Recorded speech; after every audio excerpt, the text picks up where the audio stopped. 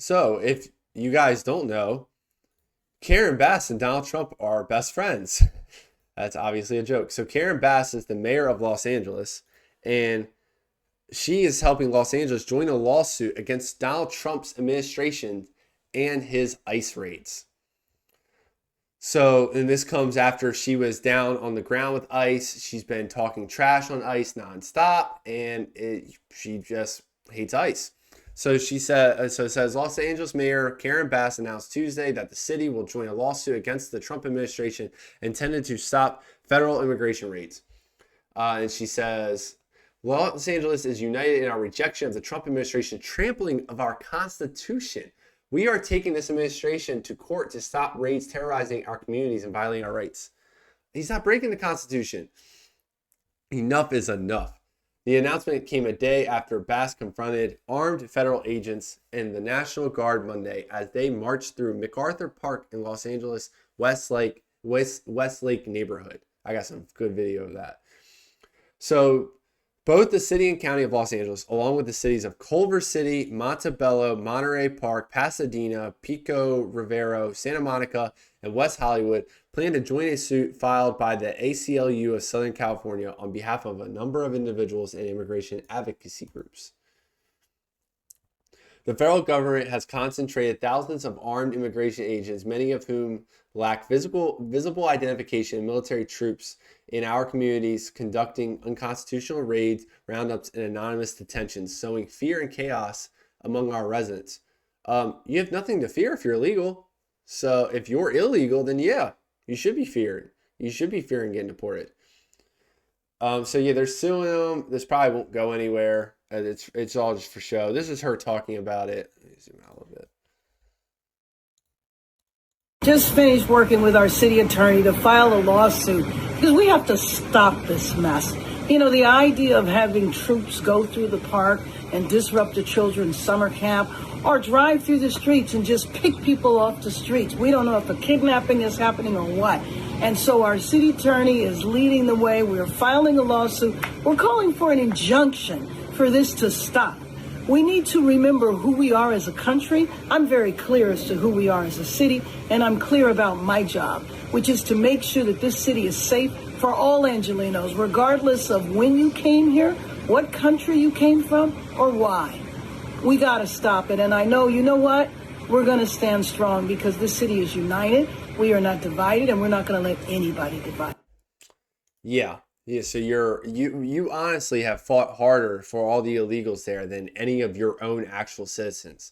I've heard still that one of those wildfires like 6 months ago, people still haven't even gotten like permits to start rebuilding their houses because there's so much red tape and regulations in your city that people can't even like rebuild their lives after the fires.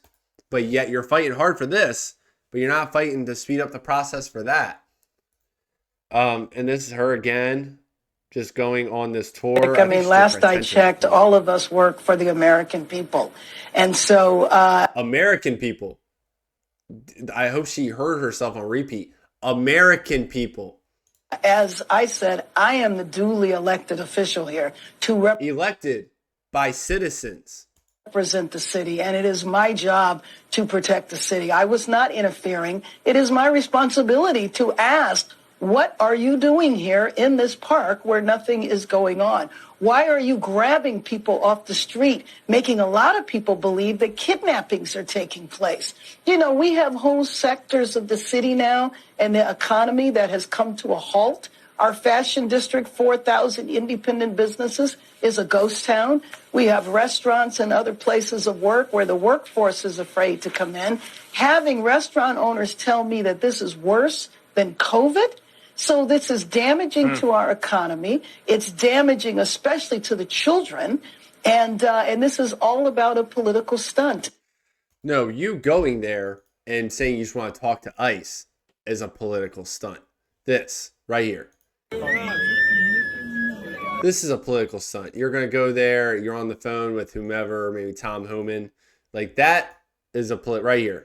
Yes, my comment is they need to leave, and they need to leave right now. They need to leave because this is unacceptable. Who did you speak with? Just wait and see. That is a photo op and a half, 100%.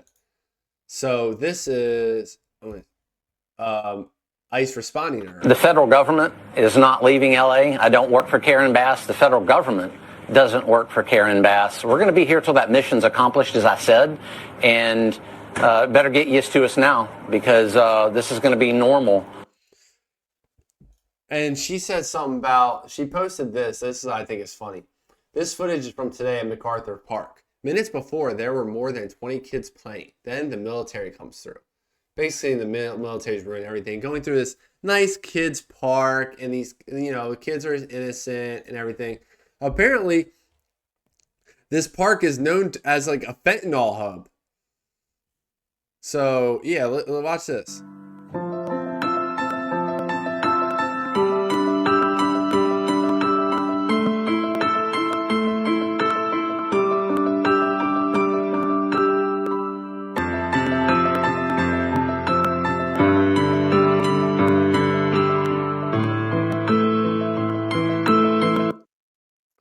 Copyright for that. Look at this. Don't see many kids there. I personally wouldn't want to take my kid there. Would any of you? Look at that. It looks like Kensington. This is the park that Karen Bass was so worried about protecting. And even in her actual comments, like, you're full of shit. MacArthur Park is a fentanyl hub of LA. It is a safe haven for violent cartels. Like, she doesn't even know her own city. That's what she's protecting right there. And then she said something about the economy being destroyed from all these immigrants. First off, your city should not rely on illegal immigration to run. Like, it just shouldn't. And if it does, that's an issue on your part. They had an article here I wanted to read to. This from the Los Angeles Times. California labor market relies considerably on immigrants. So this says, about 1/3 of all restaurant and warehouse workers are foreign-born. About 40% are home and healthcare and child daycare workers. 50% workers at trucking and lodging businesses. 60% of workers in landscaping and janitorial services, all in Los Angeles. So foreign-born could mean legal immigrants too, but illegals are also considered in here. And it's funny because they'll say things like they don't take actual jobs from American people, right? California has the highest unemployment rate in the country at 5.2%. I'm sure some of these people would love to do these jobs. Just sit there and assume they wouldn't is absolutely insane. And then this article does some misleading stuff here. So this says right here, immigrants aren't taking jobs from U.S.-born workers. And then listen to the study they do right here. So it says, despite the political talking points, studies show immigration does not have a significant negative effect on wages and employment of native-born U.S. workers. Don pointed a study from the National Bureau of Economic Research in April, which found that immigrants' participation in the labor market between 2000 and 2019 has benefited non-college educated native-born workers in terms of wages, and it led to, quote, no significant wage effect on college educated natives. So first off, it typically wouldn't affect college people because these people aren't getting jobs where college people are getting. Second off, it definitely does, because if you're bringing illegals into a city and they're making less wages, typically the minimum wage, or less wages than Americans would work for, then it is affecting their wages. Because this is the thing that makes no sense with leftists. Leftists are the party that says, we need big companies to pay a living wage. We need them to pay a living wage. Why do you think they're not paying a living wage? Because they're hiring Jose for $10 an hour. So someone here that wants to make 15 doing that job can't, because they're paying $10 to someone else. That's what it is. I don't see how people don't see that. It drives wages down because they can hire for cheaper. Like, what part of that is hard to understand? And that's all of Los Angeles. This is why wages don't typically go up.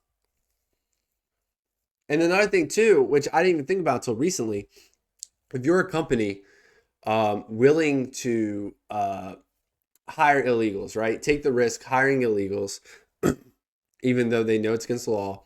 You're probably not likely to follow like OSHA violations. You're probably not likely to follow other like conditions in your workplace when it comes to like giving proper breaks, making sure your employees have water. You're more likely to break other rules too, which equates to working worsening work conditions, which is also a big leftist talking point. Like Bernie Sanders, we need better working conditions. We need less hours worked by people. We need higher wages. You can't do any of that if you have illegals coming in here and you're welcoming them in and they're like, yeah, we'll work 80 hours a week at $4 an hour. Why would anybody ever hire someone at $20 an hour when they only want to work 40 hours a week, when you can have someone making like a half or a quarter of it willing to work more? Every company is going to do that. And that drives wages down. And once we get all these people out of here, all these people that are losing their employees, like restaurants, landscaping, all this stuff, they're not going to shut down their businesses.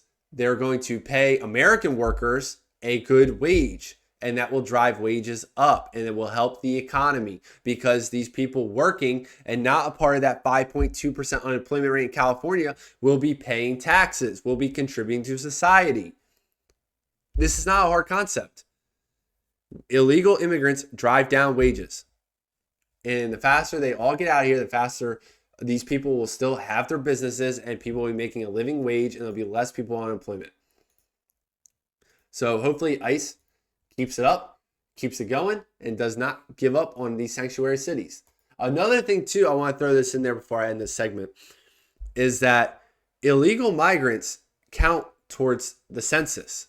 They count towards the electoral college. So California has a certain amount of electoral votes depending for the election. I think they have 54 or 56, something like that, depending on their population. Illegals are included in that population. The reason all these Democrats are freaking out is because their states and their cities are primarily the home for illegal migrants. So when they redo the census in 2030, they're going to lose tons of electoral votes, tons of congressional seats, because these people are not going to be counted towards it anymore. We've already seen from the lockdowns, people flee California, flee New York City for places like Texas and Florida, and they have said that in 2024, if they did the electoral college then, California would have already lost 4 electoral votes.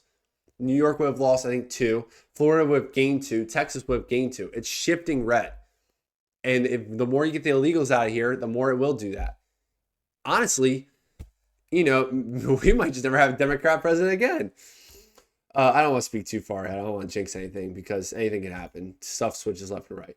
But what I'm saying is these people should not be counted towards the census, especially because they can't vote. It should only be voters that are counted towards it, or people that can vote. Like, children will be able to vote one day. Citizens. That's my point.